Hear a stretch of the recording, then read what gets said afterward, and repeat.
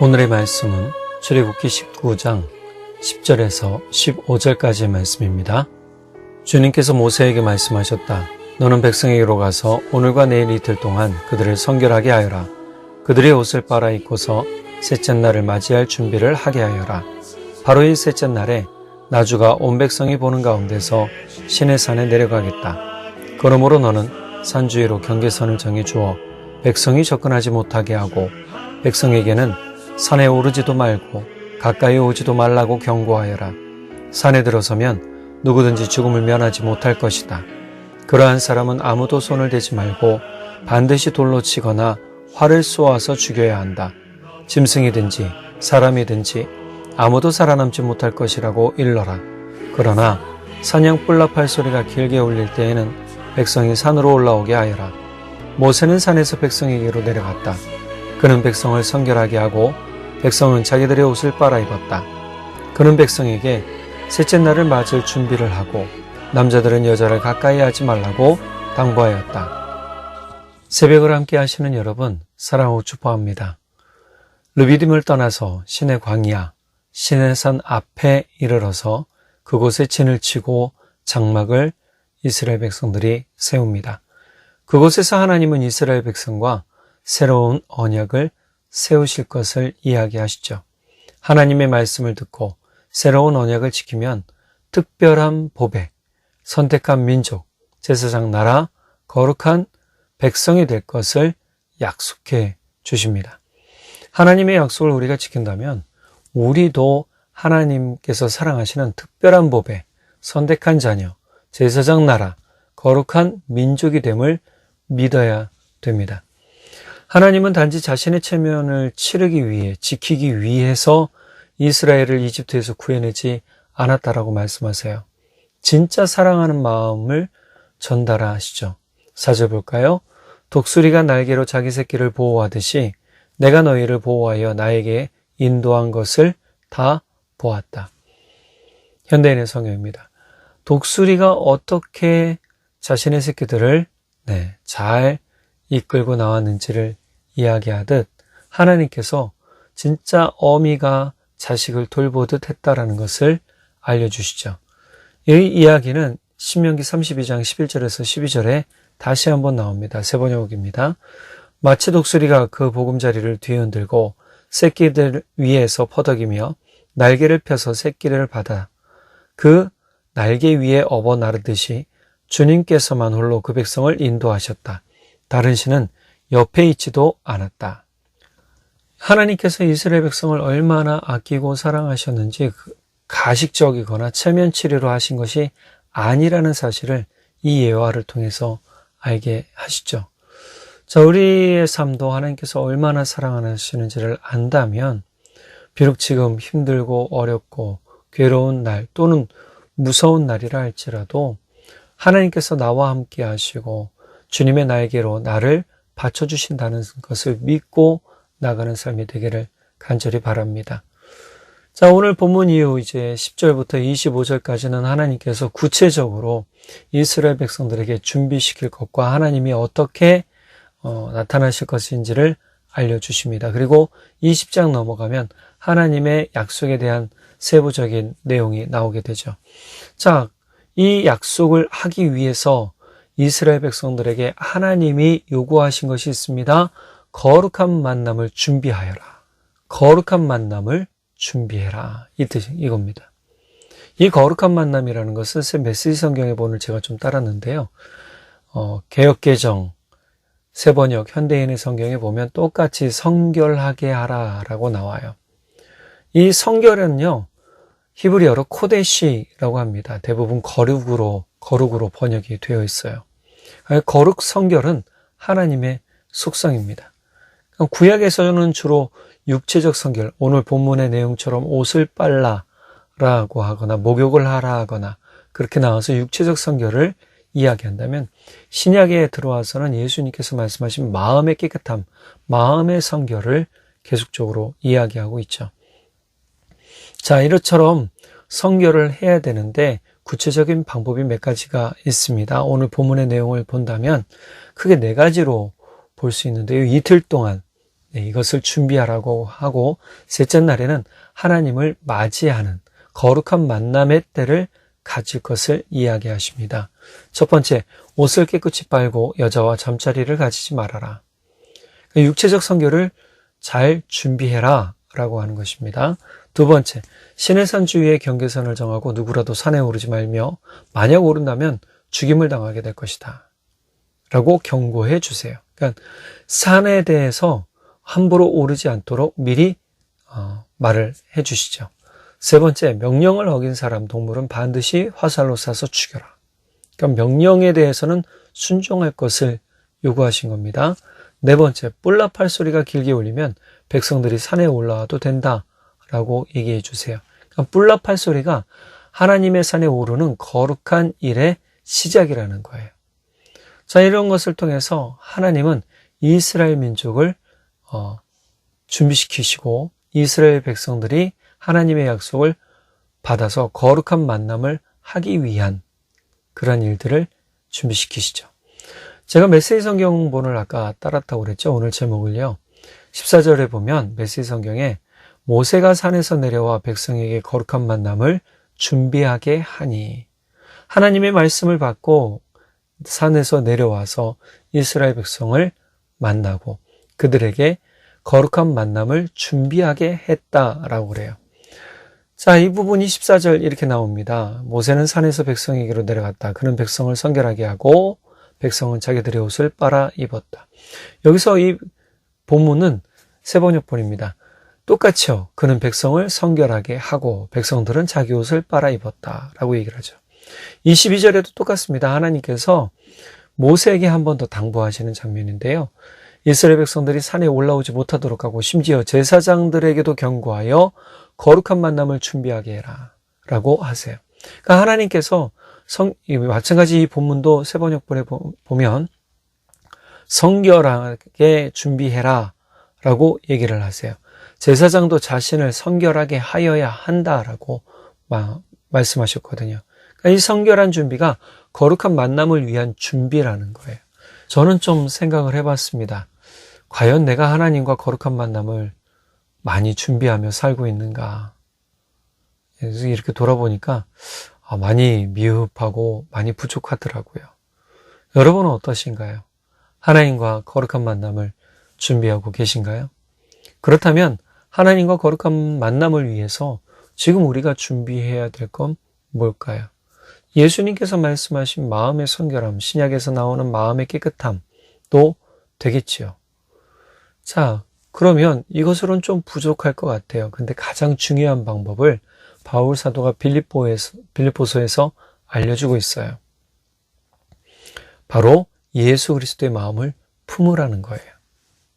여러분, 우리가 거룩하신 하나님을 만나는 방법 가운데 그 만남을 기대하도록 만드는 것은 바로 예수님의 마음을 내 마음에 품는 거예요. 빌립보서 2장 6절에서 8절입니다. 현대인 성경입니다. 그분은 원래 하나님의 모습을 지니고 계셨지만 하나님과 동등되게 되려고 생각하지 않으시고 오히려 자기의 모든 특권을 버리시고 종의 모습으로 사람들과 같이 되어 사람의 모양으로 나타나셨으며 자기를 낮추시고 십자가에 달려 죽기까지 순종하셨습니다. 자, 그렇다면 이 부분을 좀 요약해서 볼까요? 첫 번째, 하나님을 향한 예수님의 마음은 첫 번째, 하나님과 동등하게 되려고 생각하지 않으셨어요. 하나님과 같은 위치에 원래 계셨던 분이지만 이제는 그렇게 하지 않으셨다라는 거예요. 또 두 번째로 자신의 모습을 겸손하게 낮추시고 그게 7절 후반절입니다. 종의 모습으로 사람들과 같이 되어 사람의 모양으로 나타나시고 자기를 낮추셨어요. 끝까지 어떻게 해요? 낮추셨어요. 예수님은 제자들의 발을 씻기시면서 섬김의 본을 보여주시죠. 자신을 낮추십니다. 그리고 제자들에게도 뭐라고 하십니까? 너희들도 나와 같이 해라 라고 하시죠. 즉 제자들에게도 낮출 것을, 겸손히 할 것을 이야기해 주셨어요. 우리의 삶도 마찬가지입니다. 우리가 조금 뭔가를 이루고 나면 마치 뭔가 된 것처럼 으쓱으쓱 하는데요. 여러분, 그런 교만에 빠지지 않도록 주의하시기 바랍니다. 주님께서 자신을 낮추셔서 구원의 일을 이루셨던 것처럼 우리도 주님의 마음을 닮아가서 우리 자신을 낮추기에 힘써야 됩니다. 세 번째로 어떻게 하셨습니까? 오히려 자기의 모든 특권을 버리시고 십자가에 달려 죽기까지 순종하셨습니다. 여러분, 특권을 버린다는 건 얼마나 큰 결단과 용기가 필요한지 모릅니다. 사실 그 특권이 뭘까요? 앞서 6절에서 이야기했던 하나님의 아들됨입니다. 하나님과 동등됨을 취하지 않으셨다는 것은 특권을 버리신 거죠. 그 특권을 버리시고 어떻게 해요? 사람의 몸을 입고 이 땅에 오셔서 십자가에 달려 죽으시고 그 죽으심에 대한 명령을, 하나님의 뜻을 순종하셨다라고 말해주고 있단 말이죠. 우리도 우리 삶에서 우리 자신이 십자가에 못 박혀 죽는 일이 반드시 있어야 됩니다. 그런데 이 죽는 일에 대해서 제가 어제 말씀드렸지만 우리의 정욕과 욕심을 십자가에 못 박을 때 죽는 거예요. 우리 육신을 십자가에 못 박는 게 아니고요. 우리 정욕, 또 우리의 욕심을 십자가에 못 박아야 돼요. 나의 교만한 자아를 십자가에 못 박아야 돼요. 나의 거짓된 자아를 십자가에 못 박아야 돼요. 나의 교만한 마음을 십자가에 못 박아야 돼요. 그래야 우리는 죽는 거예요. 그리고 우리 안에 예수로 다시금 태어나게 되는 것이죠. 예수로 다시 살게 되는 것이란 말이에요. 우리 삶에서 예수님과 함께 산다는 의미를 잘 기억한다면 이것이 얼마나 큰 복이고 은혜인지를 깨닫게 되죠. 오늘 본문에서 하나님의 마음은 또 어떠셨나요? 이스라엘 백성들이 하나님을 보겠다고 시내산에 올라와 죽는 일이 없도록 철저하게 준비시키시는 것을 보면서 하나님께서 이스라엘 백성을 아끼시고 배려하시는 마음을 알게 돼요. 그렇잖아요. 그냥 올라오면 죽이면 되는 거지 그게 아니라는 거예요. 올라오지 못하도록 철저히 경계선 치고 준비시키라는 거예요. 심지어 제사장들에게도 뭐라고 그럽니까? 거룩한 만남을 준비해라라는 거예요. 우리 삶에서는요, 주님이 아끼시고 배려하신다는 사실을 잘 기억하지 못할 때가 많아요. 분명히 하지 말아야 된다는 것을 알면서도 우리는 거침없이 뭐예요? 올라가려고 하죠. 하나님을 만나고 하나님과 같은 위치로 되려고 해요. 그런데 그것은 교만함입니다. 오늘 하나님께서는 이스라엘 백성들이 그렇게 함부로 움직이지 않도록 해서 함부로 죽임당하지 않도록 배려해 주시고 아끼시는 마음을 볼 수 있게 해 주시죠. 하나님도 이스라엘 백성을 만날 준비를 하고 계셨다는 뜻이에요, 여러분. 이거 얼마나 감사한 이야기입니까? 하나님은 하나님의 권위로 이 사람들을, 이스라엘 백성들을 누르지 않으셨어요. 우리에게도 마찬가지입니다. 하나님은 하나님의 권위로 우리를 누르지 않으세요. 어떻게 하세요? 주의시키시고 살게 하시고 누리게 하시고 이것이 하나님의 뜻이요 하나님의 복을 얻게 하는 방법이라는 것이죠. 그러니까 하나님은 아끼시고 배려하시면서 우리가 하나님을 온전히 바라볼 수 있도록 해주신다는 사실을 기억해야 됩니다. 자, 거룩한 만남은 일방적이지 않았습니다. 하나님과 이스라엘 백성이 서로 준비하면서 이스라엘 백성도 준비하고 하나님도 이스라엘 백성을 위해 준비시키는 과정 가운데 하나님도 준비하신 것을 볼 수 있잖아요. 그러면서 기쁨으로 새로운 복의 약속을 시작하시려 하시죠. 새로운 복의 약속을 받기 원하는 우리라면 항상 거룩하신 하나님과 만남을 즐거워하면서 세상의 가치와 세상의 방법을 따르지 않고 예수님의 마음을 닮아가기를 힘써야 될 줄 믿습니다.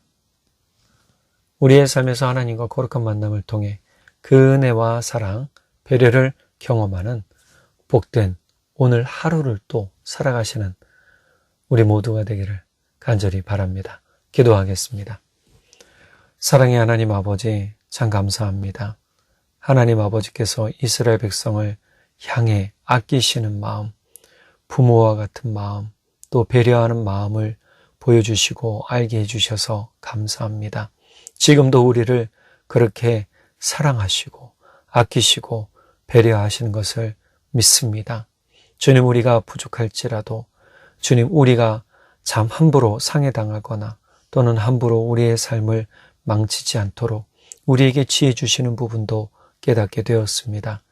주님, 우리가 함부로 주님과 같은 위치로 올라가려는 교만함을 버리게 하시고 우리가 더욱 겸손히 주님의 마음을 닮아 우리가 주님과 함께 우리의 모든 마음을 낮추고 삶을 낮추며 주의 말씀에 순종하는 우리 모두가 될 수 있도록 성령 하나님 붙들어 주십시오. 이 사순절 기간 동안 우리가 거룩한 만남을 준비하려 합니다. 주님께서 우리를 만나 주셨으니 얼마나 복되고 아름다운 일인지요. 그것을 통해 우리가 힘을 얻습니다. 기쁨을 얻습니다. 위로를 얻습니다. 새로운 소망을 얻었습니다. 주님, 이것들 영원히 사단에게 빼앗기지 말게 하시고 주님, 우리가 영원히 누릴 수 있도록 주님, 우리와 함께해 주십시오. 주님께서 우리의 놀라우신 은혜와 복이 되실 것을 믿고 감사드리며 우리 주 예수님의 이름으로 기도드렸습니다. 아멘. 오늘 하루도 주님과 함께 동행하시고 기쁨의 일들로 충만한 감사가 넘쳐나시기를 간절히 바랍니다. 사랑하고 축복합니다.